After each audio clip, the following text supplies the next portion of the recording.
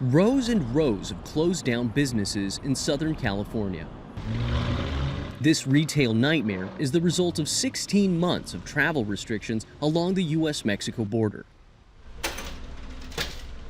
RAFAELA ORTIZ runs a hair salon not far from the San Ysidro port of entry into Mexico, one of the busiest border crossings in the world.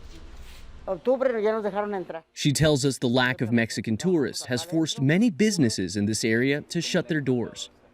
The border closure has affected me because I had employees that haven't come back to work for more than a year.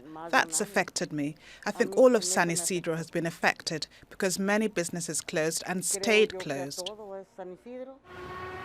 While the Biden administration is considering lifting border restrictions on July 21st, many are concerned the White House will instead push the deadline further.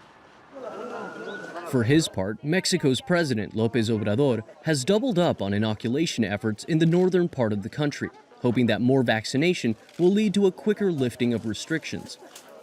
Since March of last year, cities and towns all along the U.S. southern border have lost an estimated $10 billion, a sum that continues to rise the longer restrictions remain in place along the more than 3,100 kilometers of southern border.